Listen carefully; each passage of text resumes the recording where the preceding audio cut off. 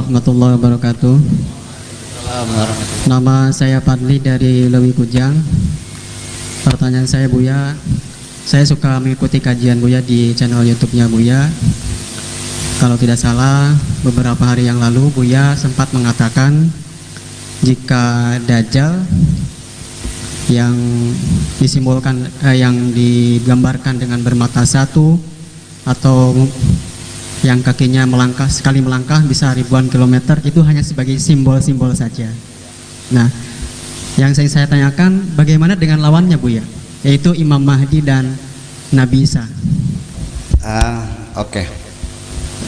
Saya tidak bisa memastikan apakah Ya'juj wa Ma'juj, apakah Dajjal, apakah Al-Masih, apakah itu semuanya kita tidak bisa memastikan. Orang yang mengatakan Imam Mahdi sudah turun, ya mangga,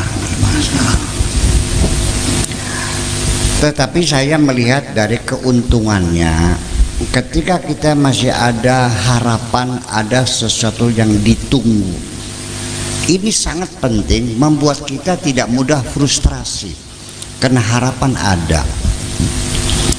Kalau kita masih ada, baru saya bicarakan tadi itu, karena nggak ada harapan, masa depan kita sudah gelap gulita, itu frustrasi.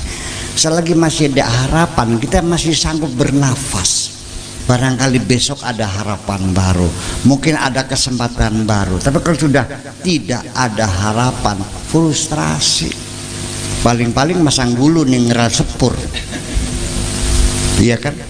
Atau beli tambang.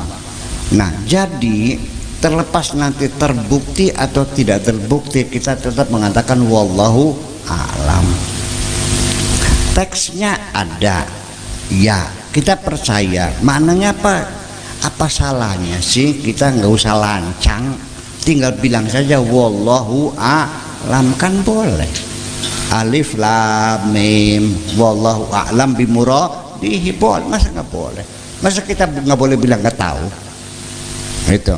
Daripada kita menetapkan atau menafikan, itu menjadi beresiko, wallahu alam. Tapi saya hanya melihat dari segi keuntungannya. Nanti yang ditunggu manusia terserah apapun yang ditunggu. Kita di sini menunggu Ratu Adil, yang seberang sana menunggu Mesias, yang sana nunggu Imam Mahdi. Silahkan nunggu bergolak juga boleh, ya kan gitu. Termasuk kita ada harapan keadilan di hari akhirat, ada pengadilan. Itu minimal orang sekalipun dizalimi apapun, begitu yakin ada yaumul hisab, dia tidak akan putus asa. Nanti suatu ketika ada keadilan. Nah, itu yang penting kan begitu. Bagaimana nanti buktinya pengadilan itu, ya kita ya tetap mengatakan wallahu alam. Karena saya belum pernah masuk kuburan, saya belum pernah masuk surga, katanya semuanya. Dan juga kalaupun sorga yang sangat banyak diuraikan di dalam Al-Quran, namanya sorga itu lengkap diceritakan dalam Al-Quran.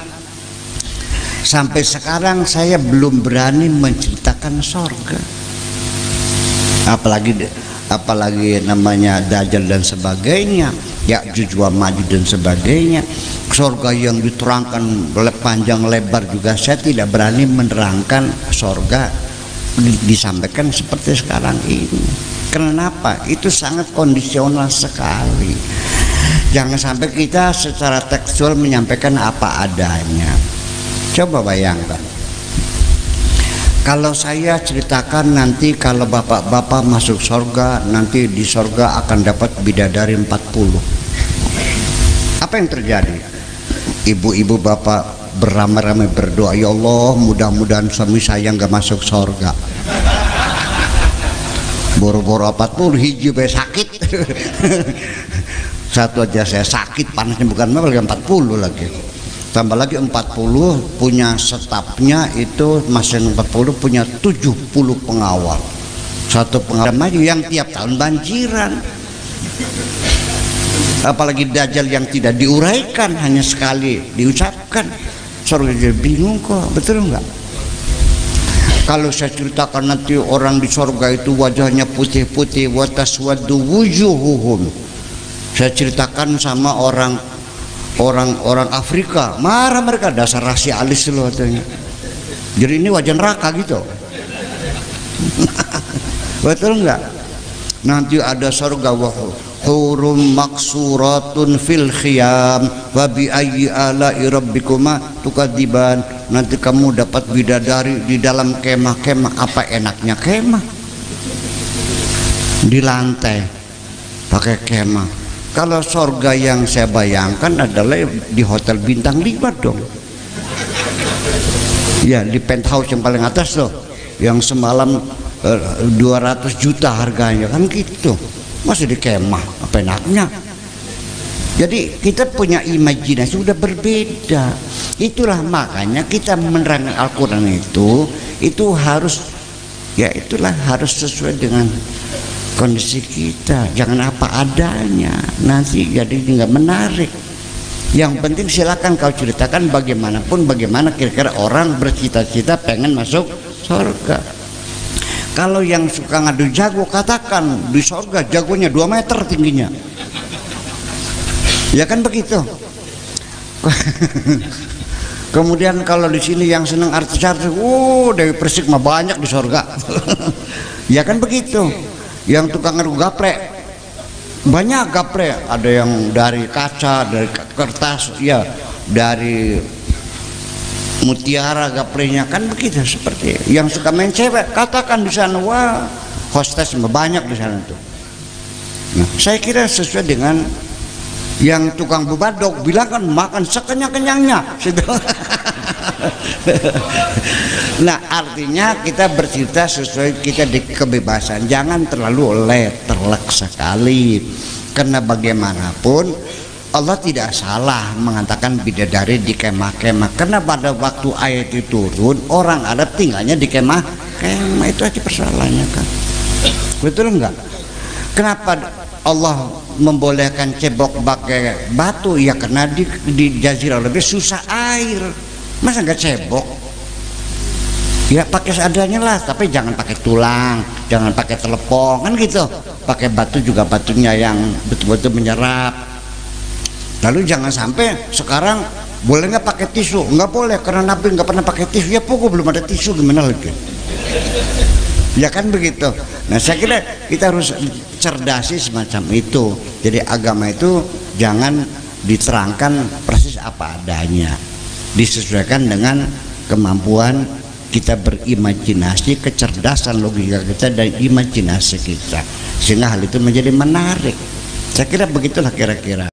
Sebaik-baiknya niatmu, sekalipun engkau punya niat baik, saya punya niat baik, ingin menyadarkan umat Islam bahwa engkau sekarang sedang dihukum oleh Allah karena kejahatan-kejahatanmu. Ya, di Spanyol engkau dimusnahkan oleh Allah. Tidak ada seekor manusia muslim pun yang tinggal di Spanyol. Kemudian di mana lagi? Di Irak, Daulah Abbasiyah dimusnahkan oleh Holako, oleh Genghis Khan, musnah. Dan sekarang umat Islam lagi dihukum sama Allah, dijadikan bangsa yang paling mundur, yang paling goblok, yang paling melarat, yang paling berantem sesama. Betul nggak? Kenapa kamu bangga? Kami umat yang terhebat. Sadar kamu dirinya? Yuk kita bertobat kepada Allah. Itu maksud saya. Tapi maksud baik saya, selalu saja ada orang yang salah paham. Itulah namanya kehidupan. Betul nggak? Saya bukan lagi jelek-jelekan Islam. Saya lagi introspeksi supaya kita terbebas dari azab Allah ini. Paham nggak sih? Apa kamu merasa benar berantem sesama itu? Apa merasa mendapat pahala ketika Anda mengejek-ngejekkan, jelek-jelekan orang lain? Nabi bertanya, ayuhibbu an yakula lahma akhihi maita. Hei orang-orang yang membuli, yang menjelek-jelekan orang, mencaci maki, apakah engkau senang memakan bangkai saudaramu sendiri? Kurang berpala Nabi menegur kita. Tega, enak, lezat bangkai saudaramu itu. Nah, lalu Kenapa jadi seperti ini? Jadi artinya tetap saja kita punya niat baik, tidak selalu masyarakat kita mengapresiasi betul. Tetap ada saja orang yang punya dugaan.